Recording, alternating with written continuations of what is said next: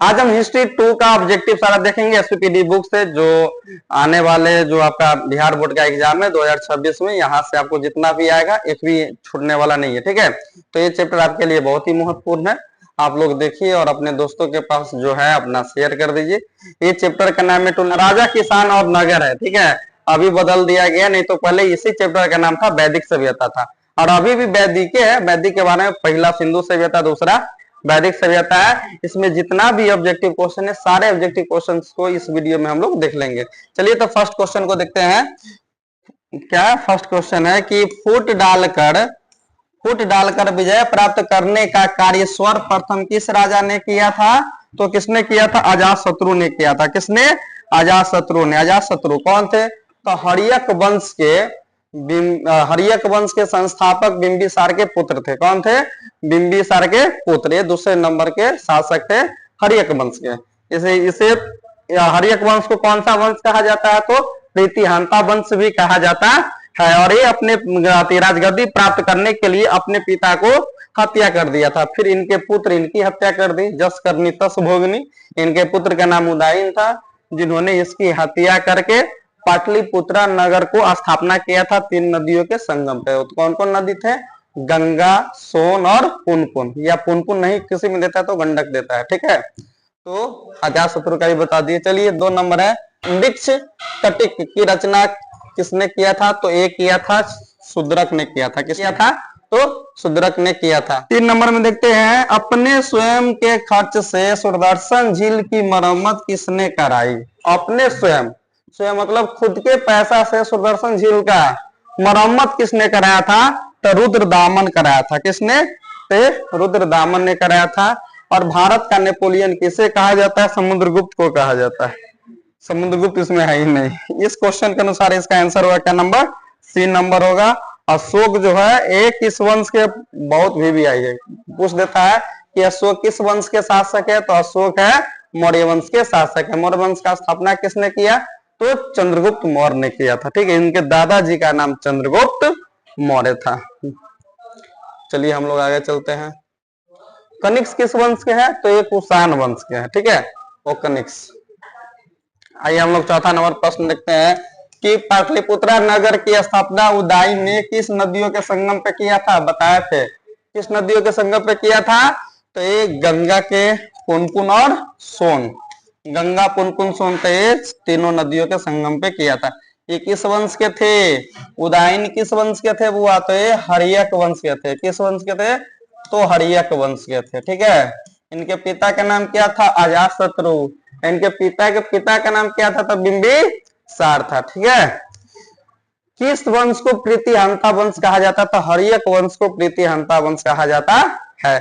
इन्होंने पाटलिपुत्रा नगर का स्थापना किया था। आइए हम लोग देखते हैं चौथा नंबर प्रश्न। प्रथम स्वर्ण मुद्राएं जारी की गई थी, किसके द्वारा की गई थी? मतलब सोना। किसका? तो वह सोना का पैसा। हाँ, तो किसके द्वारा किया गया था? तो कुषाणों के द्वारा किया गया था। किसके द्वारा? कुषाणों के द्वारा। आइए हम लोग नेक्स्ट क्वेश्चन देखते हैं कि यूरोप का समुद्रगुप्त किसे कहा जाता है? यूरोप का समुद्रगुप्त किसे कहा जाता है? तो ये यूरोप का अगर समुद्रगुप्त, ये नेपोलियन को कहा जाता है। भारत का नेपोलियन किसे कहा जाता है? तो समुद्रगुप्त को कहा जाता है। तो इसके अनुसार आपका आंसर क्या होगा? B नंबर होगा। क्या? तो ये B नंबर होगा। ठीक है, आइए हम लोग आगे चलते हैं। 6 नंबर क्वेश्चन है। 6 नंबर है कि हेनसांग किसके दरबार में भारत आया? हेनसांग किसके दरबार में भारत आया? तो हेनसांग हर्षवर्धन के दरबार में भारत आया था। किसके दरबार में? हर्षवर्धन के दरबार में आया था। यात्रियों का राजकुमार किसे कहा जाता है? तो हेनसांग को ही कहा जाता है। यात्रियों का राजकुमार किसे कहा जाता है? तो हेनसांग को कहा जाता है। किस देश के थे? तो ये चीन के थे। जो बच्चे नहीं जानते हैं साथ साथ इसको नोट बना लीजिएगा। ठीक है, तो हेनसांग से 3 क्वेश्चन। यात्रियों का राजकुमार किससे कहा जाता है? हेनसांग को कहा जाता है। ये किस देश के निवासी थे? तो ये चीन के थे। भारत क्यों आए थे? बौद्ध ग्रंथ को संरक्षित करने की, इकट्ठा करने के लिए आए थे। और ये नालंदा विश्वविद्यालय में अध्यापन भी किया था। ठीक है, और ये किसके शासन काल में आए थे? तो हर्षवर्धन के शासन काल में आए थे। चलिए हम लोग 8 नंबर क्वेश्चन पे चलते हैं। 8 नंबर क्या है कि भूमि अनुदान से संबंधित प्रथम अभिलेख प्रमाण किसका है? भूमि अनुदान से संबंधित प्रथम अभिलेख प्रमाण किसका है? किसका? तो ये सातवाहन का है। और सातवाहन से क्वेश्चन और निकल के आता है कि सातवाहन में कौन सा सतनात्मक चलता था? तो यहाँ मातृ सतनात्मक चलता था। मातृ सतनात्मक मतलब होता है माता के वंश के अनुसार ही वंश चलने लगता है। जैसे अभी है वर्तमान में भारत में पितृ सतनात्मक है। कौन सा सतनात्मक है बुआ?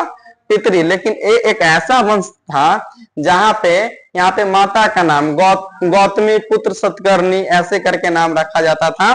तो यह सतवाहन वंश जो था मातृ सतनात्मक था। ठीक है, आइए हम लोग नेक्स्ट क्वेश्चन देखते हैं। नेक्स्ट क्वेश्चन कि 1510 ईस्वी में सती प्रथा के साक्ष्य वाला प्रथम अभिलेख कहाँ मिला है? तो कहाँ मिला है? और सती प्रथा के तो ये एरन में न मिला है। चलो एरन में मिला है। कितने नंबर में? एरन में 1510 बोल दिए थे क्या? 510 में जो सती प्रथा से संबंधित जो प्रथम अभिलेख मिला है कहाँ? तो ये एरन अभिलेख में मिला है। ठीक है, चलिए हम लोग नेक्स्ट चलते हैं। किस अभिलेख के द्वारा किस अभिलेख से अशोक द्वारा कलिंग युद्ध का विजय पता चलता है? कलिंग युद्ध के बारे में विजय पता चलता है। बहुत ही VVI क्वेश्चन से बहुत ही बार पूछा गया है। तो ये 13वें शिलालेख है। ठीक है, कलिंग युद्ध हुआ कब था? तो 261 ईसा पूर्व में हुआ था। कब हुआ था? तो 261 ईसा पूर्व में। इसी युद्ध के बाद अशोक ने अपना अस्त्र शस्त्र त्याग दिया था। किस युद्ध के बाद? तो कलिंग के युद्ध के बाद इन्होंने अपना अस्त्र शस्त्र त्याग दिया था। ये कहा जाता है कि जिस राज्य का शासक अगर अपना अस्त्र शस्त्र त्याग दे या जिस वंश का शासक उस वंश का नाश होने से कोई नहीं बचा सकता। तो मौर्य वंश को अशोक के बाद गिरावटी स्टार्ट हो गया था, यानी कि उसके बाद वो धीरे धीरे उनका अधिकार क्षेत्र कम होने लगा। और मौर्य वंश के प्रथम शासक चंद्रगुप्त मौर्य और अंतिम शासक विद्रथ था। कौन था? तो विद्रथ था। एक क्वेश्चन से याद कर लीजिएगा। ठीक है, आइए हम लोग 11 नंबर में चलते हैं कि किस विद्वान ने मात्र अभिलेखों के आधार पर अशोक का इतिहास लिखने का सालध्य प्रयास किया? देवदत्त रामकृष्ण भंडारकर। ठीक है, तो इस क्वेश्चन का आंसर होगा डी नंबर। लेकिन आपको इस जगह ये क्वेश्चन कर दे कि सबसे पहले बार अशोक के अभिलेखों को या शिलालेखों को किसने पढ़ा था? तो जेम्स प्रिंसेप ने पढ़ा था। किसने? तो ये जेम्स प्रिंसेप ने पढ़ा था और यही ने प्रियदर्शी अशोक को कहा था। प्रियदर्शी अशोक। ठीक है, आइए चलते हैं नेक्स्ट क्वेश्चन में कि मौर्य काल निम्न में से कौन सर्वाधिक महत्वपूर्ण नमूना है? मौर्य काल का निम्न में से कौन सर्वाधिक नमूना है? ये सबसे ज्यादा अगर होता तो स्तंभ। क्या होगा? स्तंभ। 13 नंबर में इंडिका की रचना किसने किया था? तो इंडिका की रचना किसने किया था? तो मेगास्थनीज ने किया था। किसने? मेगास्थनीज के द्वारा लिखा गया पुस्तक का नाम इंडिका था। मेगास्थनीज कौन थे? तो ये सेलुकस निकेटर के राजदूत थे। कौन?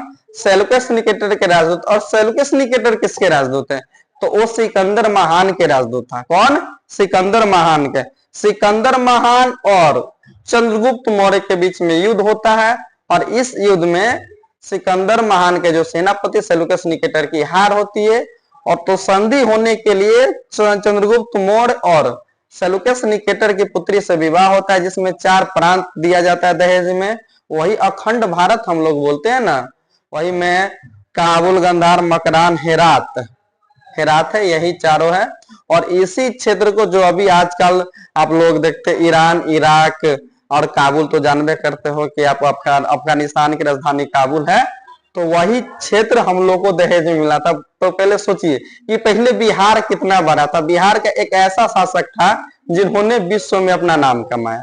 और आज बिहार के ऐसे शासक लोग हैं जो विगत वर्षों में जो थे या वर्तमान में जो अपना मुख्यमंत्री है, कोई 950 करोड़ घोटाला कर लेता है अपने साथी मंत्रियों के द्वारा, तो कोई 70,000 करोड़ घोटाला कर लेता है कि नहीं? अभी वर्तमान में एक डाटा आया है कैग का कि 70,000 करोड़ का घोटाला का पते नहीं चलता है। और अभी तक पटना में एक दिन बारिश हुआ है, 3 फीट तक पानी जमल है। 3 फीट तक पानी 70,000 करोड़ के द्वारा जमल है। और दो दो उप मुख्यमंत्री हो, एक मुख्यमंत्री हो, आप ऐसी स्थिति होगी तो बिहार के जानिए। एक दिन जब बाराती नहीं हुआ, सॉरी, जब 8-9 घंटा बारिश हुआ हल्की हल्की, तो ये स्थिति है। कहूँ 24 घंटा हो जाए तो पटना जलमग्न हो जाएगा, 70 करोड़ का यही फायदा है। अब बाकी राजधानी की स्थिति है तो गांव में तो उत्तरी बिहार पानी के लिए तरस रहा है, और दक्षिणी बिहार के जवनिया गांव पानी से डूब रहा है। पूरा गांव डूब गया।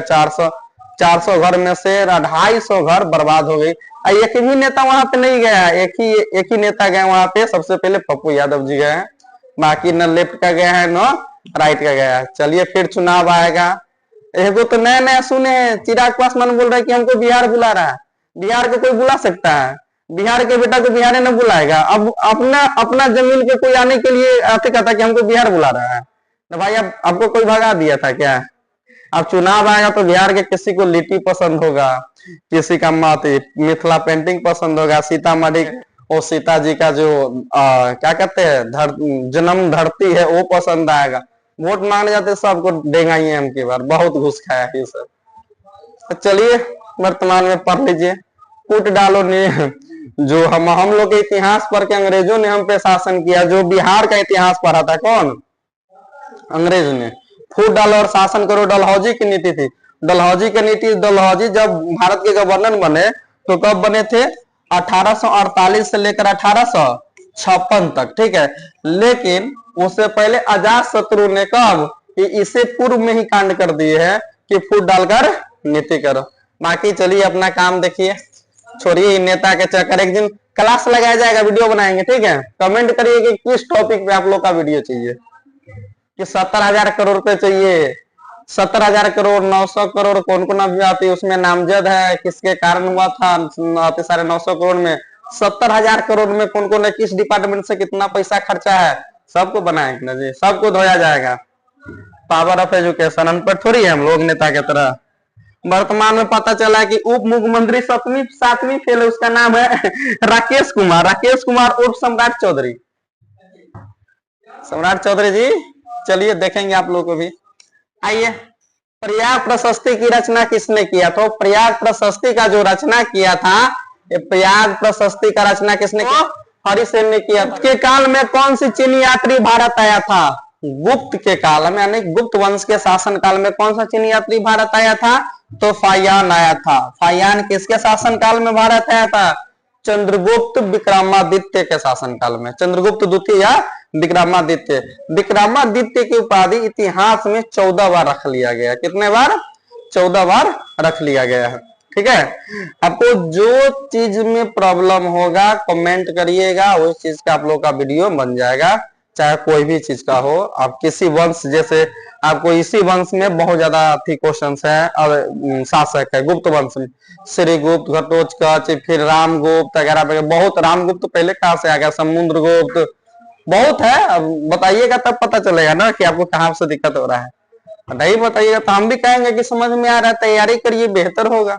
अब क्या कर सकते हैं दूसरा। है कि भारतीय इतिहास का कौन सा काल स्वर्ण काल के नाम से जाना जाता है? स्वर्ण काल। तो भारतीय इतिहास का एक काल था जो स्वर्ण काल के नाम से जाना जाता है, उस काल का नाम है गुप्त काल है। तो गुप्त काल का स्थापना किसने किया था? ये आप लोगों पे छोड़ देते, ठीक है। या बता देते हैं तो श्रीगुप्त श्रीगुप्त है ना। अशोक का संबंध किस वंश से है? बता दे। देखो पहले ही हम बता दिए थे डिस्कशन में। तो अशोक का संबंध किस वंश से है? तो ये मौर्य वंश है। मौर्य वंश का स्थापना किसने किया था? चंद्रगुप्त मौर्य ने किया था। गुप्त वंश का स्थापना श्रीगुप्त ने। नंद वंश का स्थापना महापद्मानंद ने किया था। शुंग वंश का स्थापना किसने किया था? तो पुष्यमित्र शुंग ने किया था। किसने? पुष्यमित्र शुंग ने। जो नहीं जानते फटाफट लिख लीजिए, जानते हैं तो छोड़ दीजिए, ठीक है। कौटिल्य की कृति क्या है? तो कौटिल्य की कृति है अर्थशास्त्र है। क्या है? तो अर्थशास्त्र। अर्थशास्त्र किसकी रचना है? तो कौटिल्य की है। किसकी? चाणक्य, कौटिल्य या विष्णु गुप्त, इन्हीं महाशय का नाम है।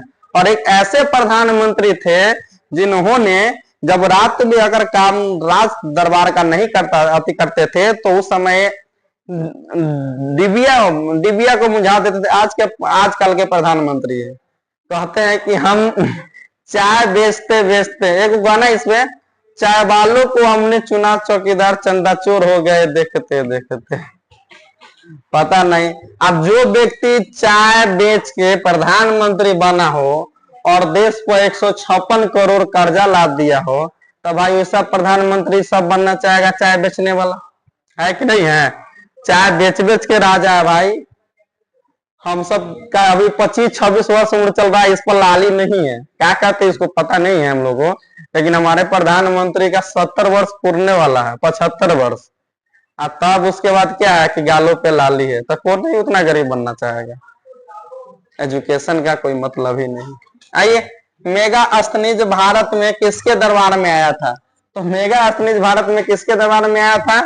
तो ये आए थे चंद्रगुप्त मौर्य के दरबार में, क्योंकि चंद्रगुप्त मौर्य की शादी किससे हुई थी?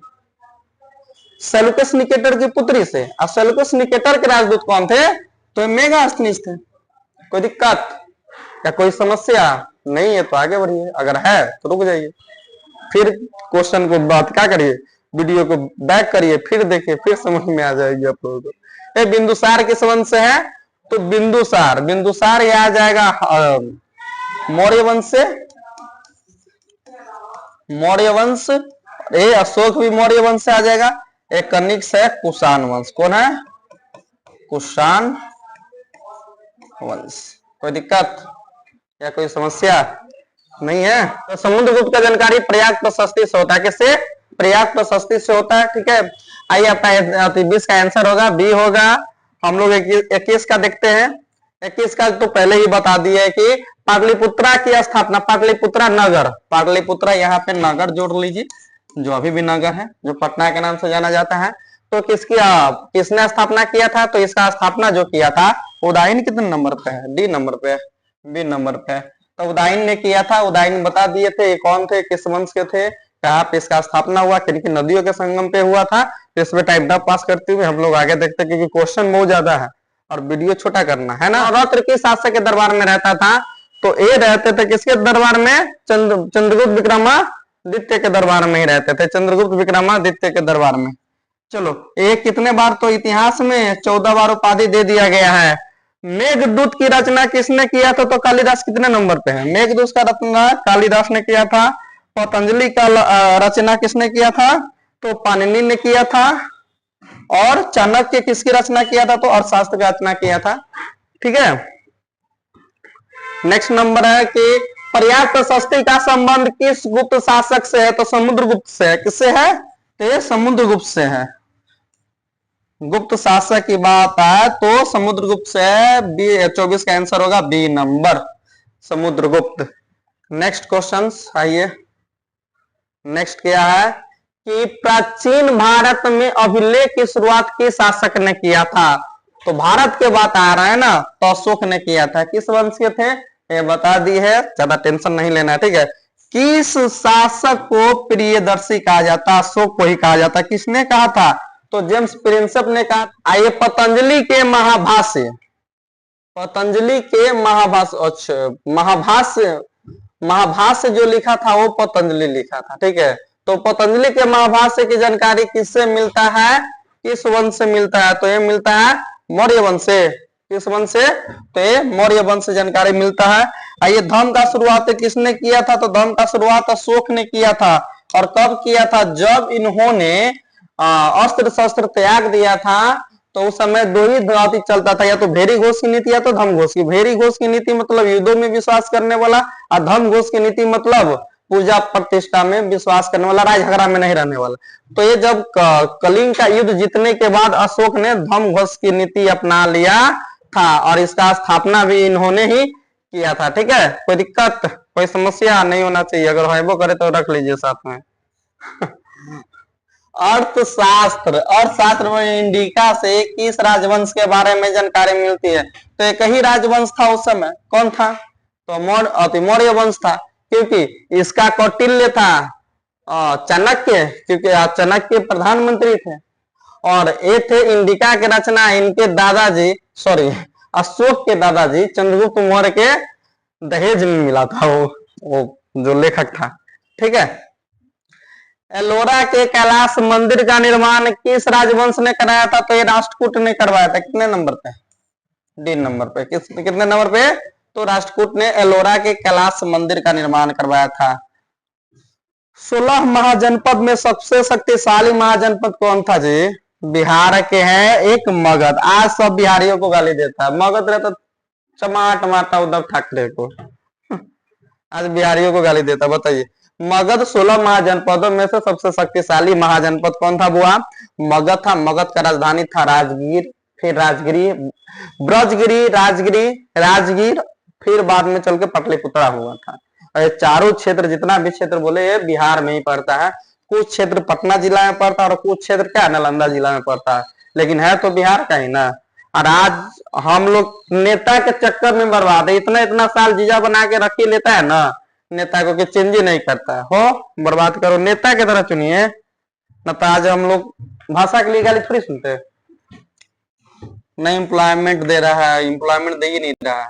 चलिए चलिए, दूसरी शताब्दी ईसा पूर्व से दूसरी शताब्दी ईस्वी के दौरान निम्नलिखित में से किस क्षेत्र में सतवाहन शासन करते थे? तो किस में करता था बुआ सतवाहन? सतवाहन किस में करता था? तो ये पश्चिमी और दक्कन क्षेत्र, पश्चिमी और दक्कन भारत में करता था। ठीक है, तो इसका आंसर होगा आपका बी नंबर होगा। आइए, अर्थशास्त्र के लेखक कौन है? कितना बार बताया जी? अर्थशास्त्र के लेखक है, यहाँ पे देखिए उल्टा दे दिया आपको, यही घुमा देगा। विष्णुगुप्त, कौटिल्य और चाणक्य। तो यहाँ पे क्या दे दिया? चाणक्य एक बार दिया था, कौटिल्य को आगे चलकर चौथी भी नहीं दे दे। हाँ, चाणक्य भी नहीं दे दे, क्योंकि दो तो हो ही गया, कौटिल्य हो ही गया, विष्णुगुप्त हो ही गया है। क्या है? बज्जी को सामाजिक ग्रंथों में क्या कहा गया है? तो बज्जी को सामाजिक ग्रंथों में क्या गणतंत्र कहा गया है, गणतंत्री कहा गया है बज्जी। अच्छा, बज्जी पड़ता है वैशाली में। तो गणतंत्र का स्थापना ही हुआ था ईस्वी गणराज्य से हुआ था। ये विश्व में सबसे पहली बार हुआ था। और बिहार लोकतंत्र के जननी है और इसको धरती कहा जाता है जहां पे लोकतंत्र का हनन किया जा रहा है। आजकल वोटरों को छाटा जा रहा है। लगभग कितना % छटेगा ये तो नया रिव्यू आएगा फिर ही पता चलेगा। जहां पे लोकतंत्र का जन्म हुआ उसी जगह लोकतंत्र का हनन भी हो रहा है। ये बड़ी दुख की बात है भाई। नेता अपने फायदा के लिए कुछ भी करवा सकते हैं। हम लोग को इतना आधार कार्ड फोटो स्टेट करवाया कि फोटो स्टेट वाला राजा बन गया। हम सब क्या बन गए? भिखार बन गया यार। इसमें आधार कार्ड का लिंक करवा, उसमें करवा, पता चला कि अब मैट्रिक का सर्टिफिकेट दीजिए। जो पढ़ा लिखा नहीं होगा तो मैट्रिक का कहाँ से देगा?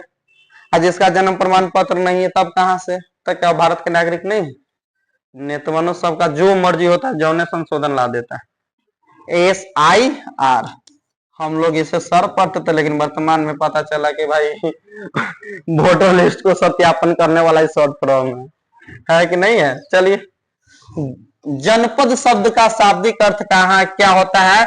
तो जहां पे लोग अपना घर बनाकर रहते हैं। तो इसका आंसर होगा ए नंबर होगा। ठीक है, इसका आंसर ए नंबर, 38 का ए नंबर होगा। चलिए, 38 का तो किसी की जगह ए और बी दोनों दे देता है, क्योंकि जहां पे लोग मवेशी भी रखते, तो जहां पे लोग रहेंगे वहां पे मवेशी रखेंगे ही।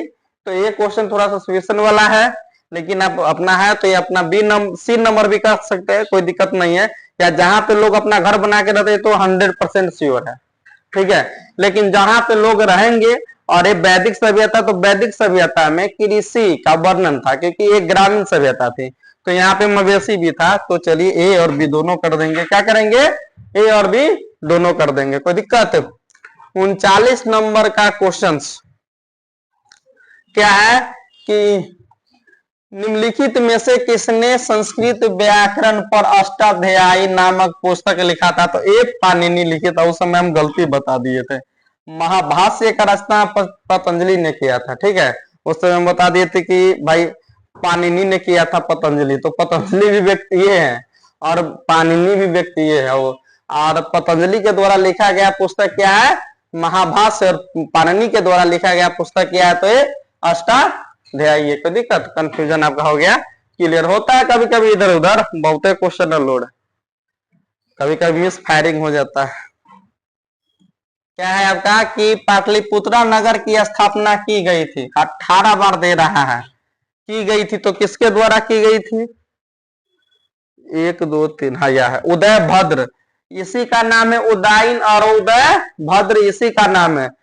एक कहावत तो हर्यक वंश से मिलता है कि जो अपने आप पिता के साथ करिएगा वही आपको गिफ्ट रिटर्न में मिलेगा, क्योंकि आपका जन्म हुआ है कौन, नॉनजी जमाना में, आपका बेटा जन्म लेगा 6G जमाना में। ठीक है, अब नॉनजी जमाना में जिस समय जीबी का कोई मतलब नहीं था, तो आप अपने पिता को इतना ज्यादा मूर्ख बनाते हैं। आप जब आपका बेटा 6G जमाना में पैदा लेगा तो आपको एक दिन में 6 बार झूठ बोलवाएगा, कहेगा पापा जी इधर से आ रहे, वो आ जाएगा इधर से। क्योंकि क्या नाम है उसका, हर्यक वंश के संस्थापक बिंबिसार है, तो बिंबिसार के पुत्र का नाम है अजातशत्रु। अजातशत्रु राजगद्दी के लिए अपने अपने ही पिता की हत्या कर दी। फिर कई वर्षों के बाद उनके पुत्र, अजातशत्रु के पुत्र का नाम उदयन था, फिर वही नियम ये भी अप्लाई कर दिया कि वो भी राजगद्दी के लिए अपने पुत्रों का क्या करवा दिया, सॉरी अपने पिता की हत्या करवा दी। तो जस करनी तस भोगनी, तो बताते हैं अही जन्म में आपको सब कुछ भोग कर जाना। तो पढ़ाई का समय है, 12th है, 3 वर्ष जिस पर 3 पर कुछ गिरता तो टन टन की आवाज ज्यादा आती है, तो आप लोग पढ़ लीजिए। ठीक है, आइए क्यों किया जाता, तो पहले के राजा महाराजा एक शादी तो करते नहीं थे, और इतिहास में एक ऐसे भी शासक थे जिन्होंने अपने क्षेत्र को विस्तार करने के लिए विवाह नीति अपनाया था, जिस व्यक्ति का नाम था बिंबिसार। इसके वजह से ही शायद अजातशत्रु को लगा होगा कि हमारे और भाइयों को राजा बना दे, इसीलिए अपने पिता को गलतफहमी में आकर उसे हत्या कर दिया। फिर इनके पुत्र ने इसकी हत्या कर दिया। जस करनी तस भोगनी, इतिहास में 2 बार मिला। अकबर के विरुद्ध एक व्यक्ति और कर दिया था, अकबर का पुत्र था जहांगीर, जहांगीर ने भी अपने पिता के खिलाफ क्या मोर्चा खोल दिया था। फिर उनके भी पुत्र 6 साल के बाद 1506 में, नहीं 1606 में उनके खिलाफ ही मोर्चा खोल दिया, तो 6 साल में वो देख लिए। तक्षशिला विश्वविद्यालय कहाँ स्थित है, तो तक्षशिला विश्वविद्यालय पाकिस्तान में है। कहाँ पे है, ये पाकिस्तान में है वर्तमान में, क्योंकि भारत की जब 1947 में जब भारत अलग हो गया तब ये पाकिस्तान के क्षेत्रों में तक्षशिला, और बिहार में दो विश्वविद्यालय था। कौन, एक था नालंदा विश्वविद्यालय जो अभी भी ओपन यूनिवर्सिटी के नाम से चलती है, और एक है कौन, एक है विक्रमशिला विश्वविद्यालय जो भागलपुर के क्षेत्रों में है। अब जहां के लोग सबसे ज्यादा अनपढ़ है, सबसे कम यहाँ पे विकास हुआ है, सबसे कम यहाँ पे क्या है, सबसे कम यहाँ का जो है कहते प्रति व्यक्ति आय है, सबसे अधिक बेरोजगारी है, सबसे अधिक पलायन है। बिहार की आबादी कितनी, नेताओं के अनुसार उन लोगों को डाटा वो सुनते हैं कि 14 करोड़ आबादी है, जिसमें से कितना करोड़ पुरुष और स्त्री मिलाकर कितना करोड़, 14 करोड़ बिहार की आबादी है, जिसमें से 4 करोड़ ये लोग पलायन में है। तो इन नेताओं को जो गधा इन सबसे वोटिंग लेता है, जो इनके वोट से जो राजा बन जाता है, और इनको जाकर क्या करता है कि पलायन के लिए 4-4 करोड़ को देना पड़ता है। तो बताइए कैसे बिहार संभव है। तो 14 करोड़ में से 4 करोड़ बाहर कमा रहे हैं, तो आप करने क्या जा रहे हैं। 42 नंबर क्वेश्चन देखते हैं कि फाहियान किसके शासनकाल में भारत आया था। 2 बार क्वेश्चन आ गए, ये फाहियान किसके, तो यहाँ पे देखिए उस समय विक्रमादित्य दिया था, यहाँ पे चंद्रगुप्त द्वितीय दिया। तो चंद्रगुप्त द्वितीय ही ने विक्रमादित्य की क्या की थी, उपाधि धारण किया था। तो फाहियान किसके शासनकाल में, विक्रमादित्य। हिंदुस्तान किसके शासनकाल में, तो हर्षवर्धन के शासनकाल में। दोनों कहाँ के थे, तो चीन के थे। कहाँ के थे बुआ, चीन के थे। आइए भारत का नेपोलियन किसे कहा जाता, पहले ही हम बता दिए हैं। भारत का नेपोलियन बुआ किसे कहा जाता था, समुद्रगुप्त को। यूरोप का नेपोलियन किसे कहा जाता है, यूरोप का समुद्रगुप्त किसे कहा जाता है, तो ये नेपोलियन को कहा जाता है। ठीक है, आइए अशोक तो मौर्य वंश के। चलिए कनिष्क का राजरोहण कब हुआ था। कनिष्क के राजरोहण से एक चीज का और पता चलता है, जो हम लोग का जो कैलेंडर है कनिष्क के राजरोहण से ये स्टार्ट होता है। और कनिष्क का जो राजरोहण हुआ था ये 78 ईस्वी में हुआ था। कब हुआ था बुआ, ये 78 ईस्वी में हुआ था। और इन्होंने ही एक सम्मत चलाया था, जिस सम्मत का नाम था शक सम्मत नाम था। क्या था, शक सम्मत नाम था। मौर्य साम्राज्य का प्रथम शासक कौन था, तो जो स्थापना किया होगा वही प्रथम शासक होगा। तो प्रथम का कौन था, चंद्रगुप्त मौर्य। चंद्रगुप्त मौर्य का बेटा का नाम बिंदुसार, बिंदुसार के बेटा का नाम अशोक, अशोक का बेटा का नाम महेंद्र, पुत्री का नाम संघमित्रा। ठीक है, आइए 2-3 पीढ़ी बता दिए, ज्यादा मत पढ़िए आप लोग। मेगास्थनीज कौन था? तो मेगास्थनीज एक राजदूत था। क्या था बुआ? राजदूत। और किनके राजदूत था? तो सेलुकस निकेटर के राजदूत था। एकदम गधा है वो। जब बताया कि रील बनाओ तब रील स्टार्ट करें। धर्म नीति की शुरुआत किसने किया था? तो ये अशोक ने किया था। किसने किया था धर्म नीति का शुरुआत? तो ये अशोक ने किया था। कोई दिक्कत है? कोई दिक्कत नहीं होना चाहिए। एक बड़ा टाइटल चलता है जी, कोई बोलता ही रहे तो हनियों में कोई बोलती रहे होता है। चलिए, मौर्य साम्राज्य के तृतीय शासक कौन था? मौर्य साम्राज्य का तो प्रथम था चंद्रगुप्त मौर्य, द्वितीय था बिंदुसार और तृतीय कौन था? अशोक। ठीक है, तो इसमें क्या होगा बुआ?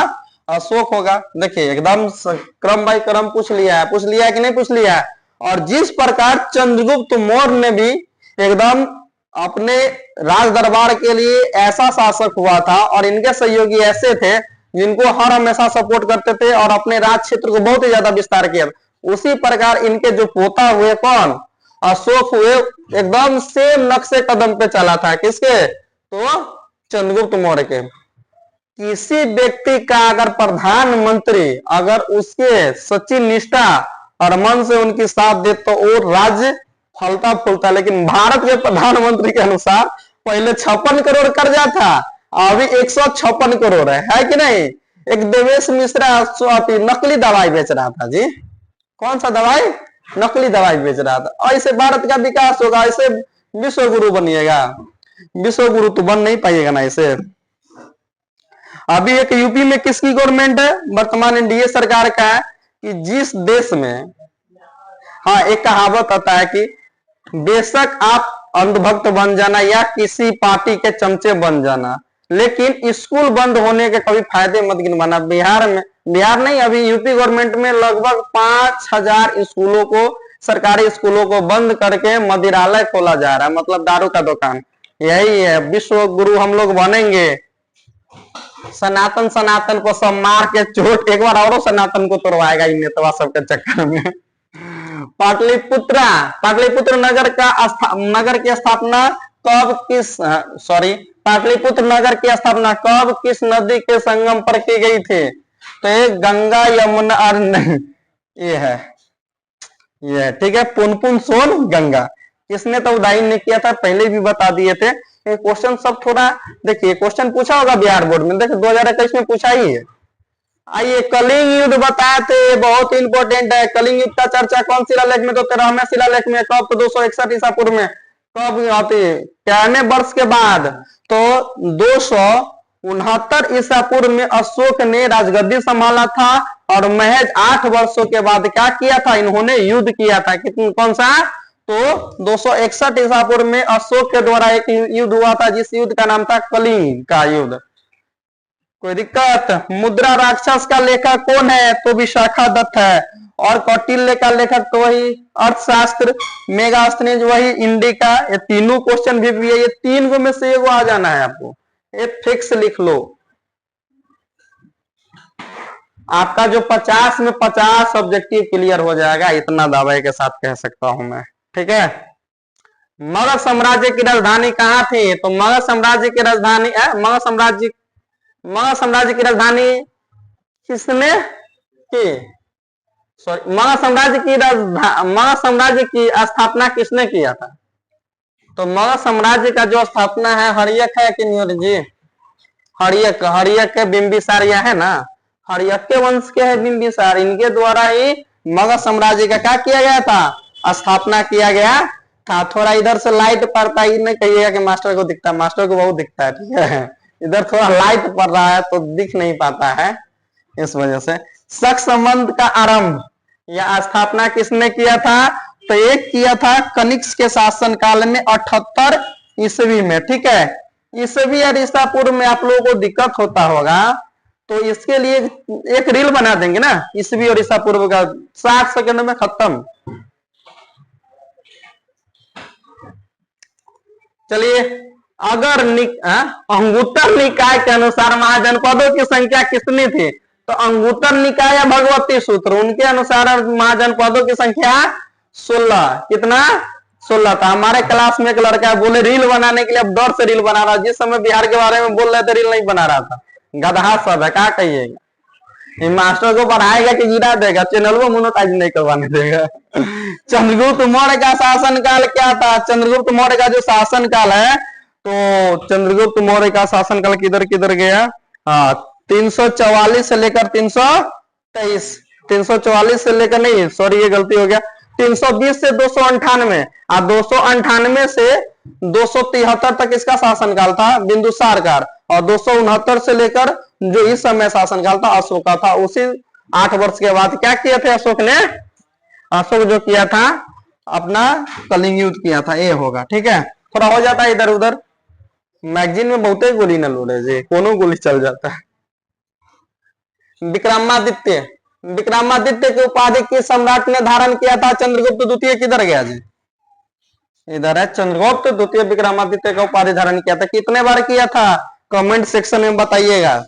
ठीक है, टाइमिंग देखेंगे कि वीडियो कैमे नंबर पे, तब पीछे मत जाइएगा। बताए थे।